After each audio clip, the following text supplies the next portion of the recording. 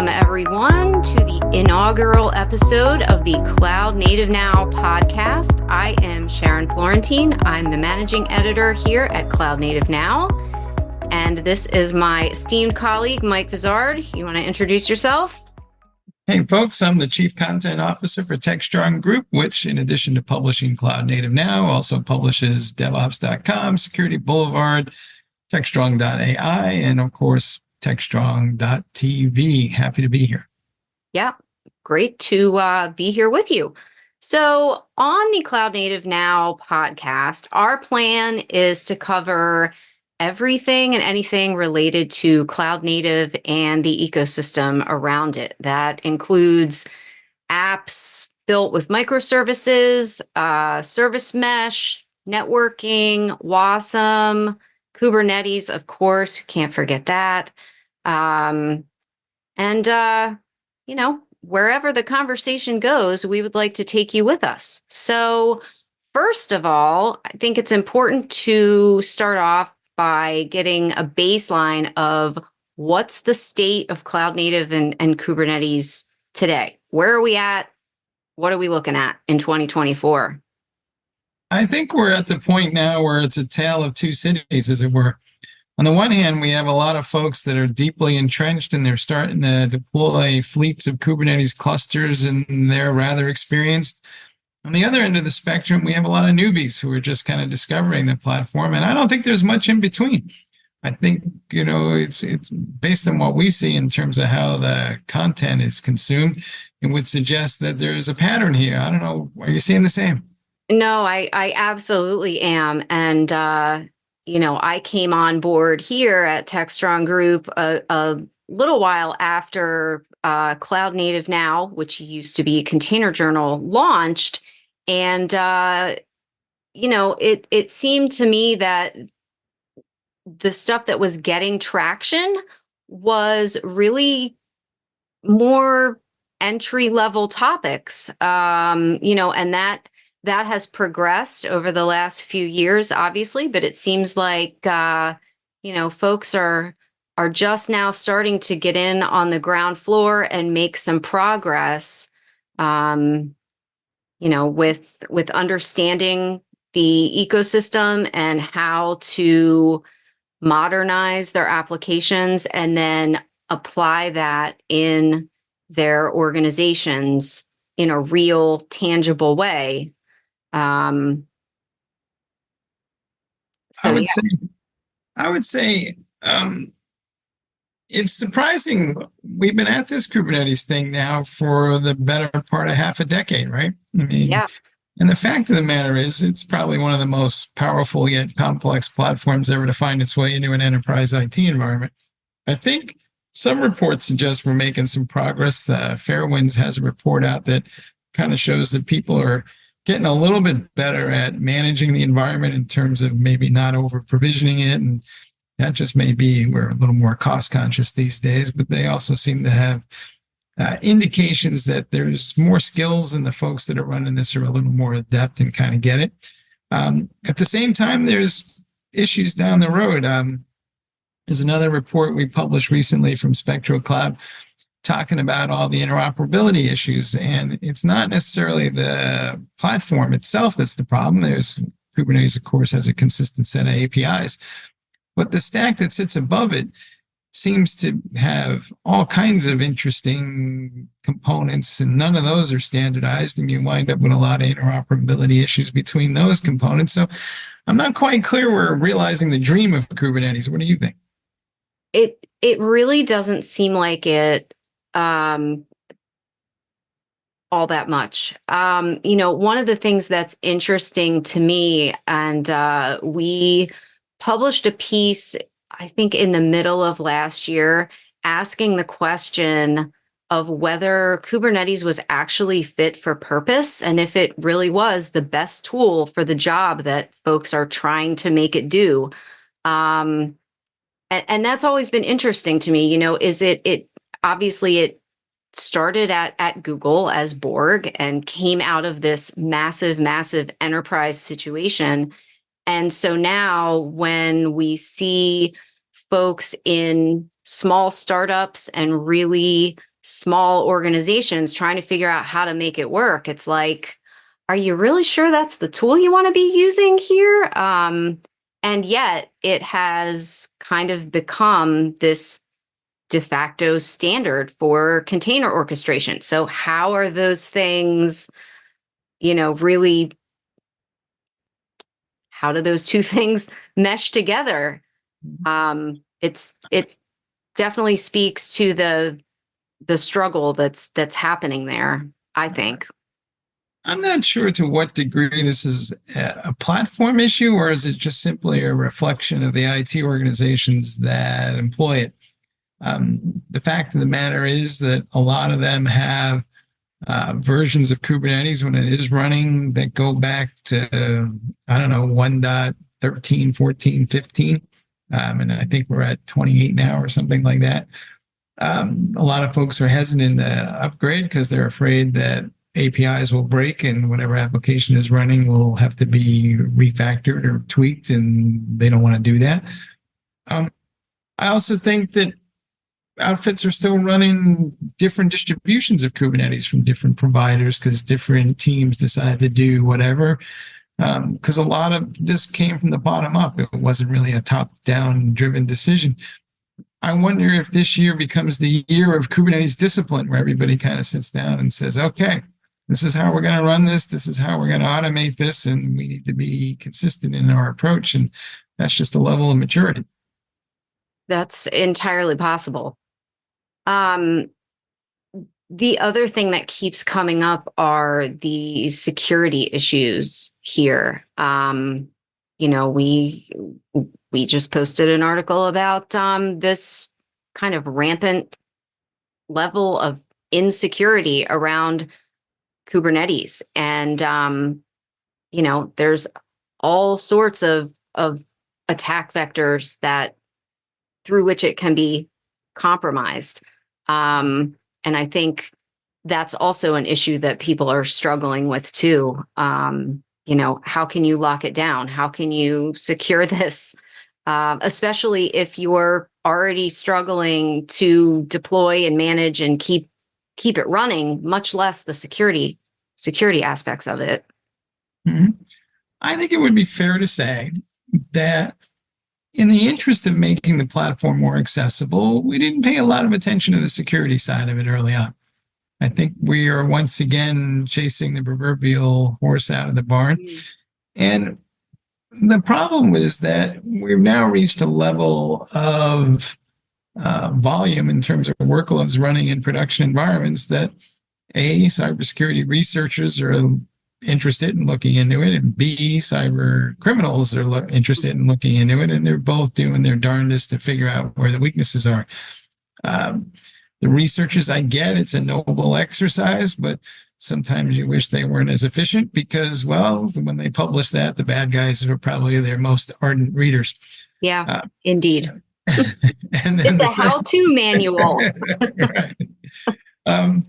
The second side of that whole equation, though, is, at the end of the day, we do have to figure out how to battle test this platform, and there's no way to do that other than running it live and see what happens. So that's to be expected in a certain degree. But I'm with you. I feel like every day now, at least at the beginning of this year, somebody is tossing out a new malware campaign aimed at Kubernetes or containers that they just discovered. I think on the site, there's probably as many stories about particular campaigns as there are reports about vulnerabilities that can be exploited. We invite you to check those all out at your leisure, but the takeaway is all the same. Ultimately, we need security people to get to know Kubernetes and kind of help us to manage that. But it's hard enough to find people with Kubernetes expertise. People who have cybersecurity and Kubernetes expertise are even rarer. So it's going to be a challenge for a while. I don't have a great solution for it, but other than the fact we need to pay more attention to it, and somebody's got to step up here.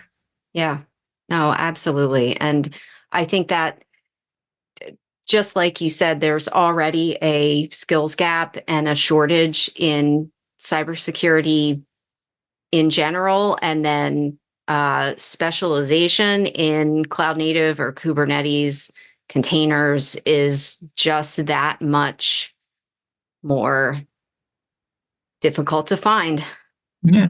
And what drives people crazy here is that the attacks that are coming in aren't exactly rocket scientists. No. That like massive, research done by nation states that are looking to exploit Kubernetes.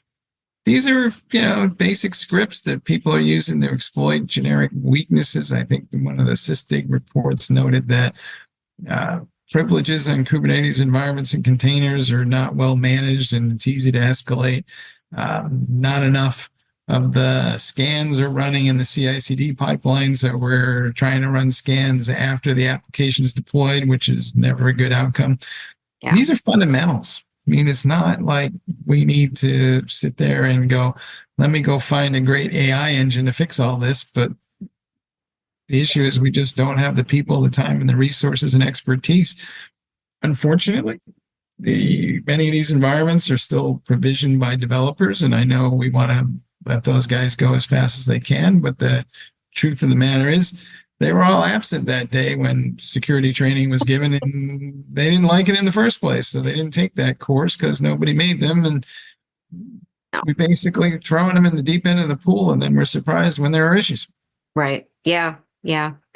The interesting thing to me from I believe it was the SysDig report that you just mentioned, was when they did the comparison between the Kubernetes versus the standard CI pipeline, that the CI pipelines were still more secure by a fairly decent amount. And, in my head, I thought, okay, well, if that's still the case, why are we not, like you said, getting these fundamentals down first before we jump ahead and adopt an entirely new way of doing things if we can't even get the previous version right?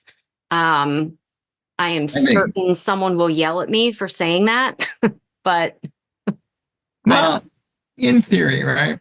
We're supposed to be embracing DevSecOps and shifting left, and all that work is supposed to be done in the pipeline.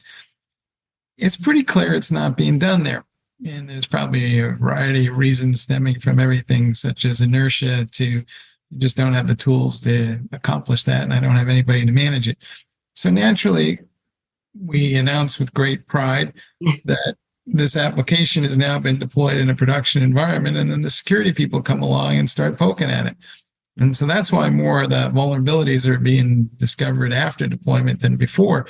And that's kind of scary, because that means that stuff's running live out there that can be exploited. And the truth of the matter is the bad guys are getting better at that by the minute.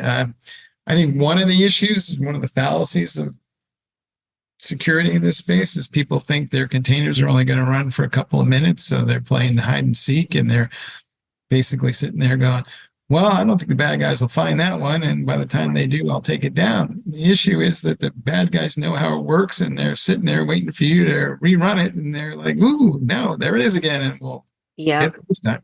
Yeah, absolutely. And to kind of, that not only has, security implications, but it also has cost implications, right? Because so many of these attacks, like you said, don't end up being rocket science. So many of them, just from the articles and the features and stuff that I've edited and posted, are crypto miners, right? They're cryptojacking attacks. They use the containers to run this and mine crypto. So, and then tangentially, folks are saying, okay, well, that's not a big security issue. So what? I'm just going to, move on to something that's a little more pressing right now. But that is straining your resources, and it's really costly. And that's also something that folks, especially at the beginning of 2024, yeah, we're in 2024 still, all year so far. Folks are a lot more sensitive right now to those kind of cost concerns. So it all ties together. Yeah, I mean, cryptojacking for a lot of folks is still considered a nuisance crime. They're basically a couple of dollars here and there off the monthly bill from my cloud provider. I'll barely notice. I think the finance team starts to notice now. They're basically complaining about the cost of cloud computing, and they want to know what all this stuff is. And that begets that whole FinOps practice out there that we'll probably talk about another day. Yeah. But when I look at it, the issue too is like, look, in order to run the crypto jacking, somebody stole credentials. Do you think that they're just going to not use those credentials for something else more malicious? Odds are they already are. Yeah. So I think crypto jacking is a symptom of a bigger problem. Agreed. Absolutely. Absolutely.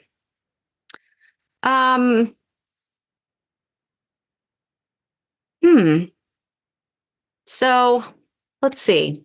Where are we?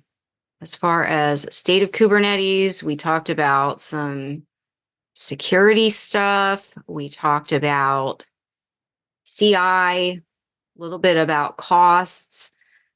Yeah. I think the only other thing that's been going on lately, and it's not directly related to this, but since this is all about cloud native and we should be tracking these things, Docker's up to some interesting things in the land of application development. Essentially, they have created something called the Docker Build Cloud, and it uses some basic capabilities that were in the desktop platform and turns them into a cloud service to manage your build. The interesting thing is they're positioning that against quote unquote legacy continuous integration platforms, aka DevOps platforms. And they're basically saying is developers can manage this process on their own and maybe don't need as much help from a DevOps team.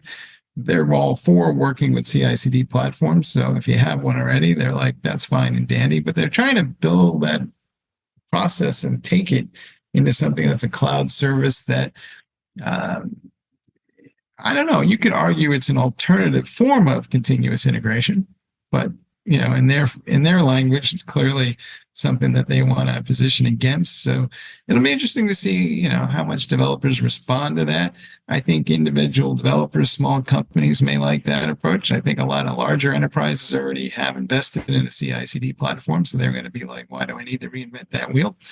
But it's an interesting time, and I feel like there'll be a lot of discussion about this in the coming year. I think so too. I agree. Maybe that we can look into that some more and continue the conversation next week. Yeah, I'm hoping 2024 turns out to be the year we finally get this app dev thing for Kubernetes right and containers, but cross your fingers, as they say. Yeah, we'll see. We thought that was going to be 2023 too. There you go.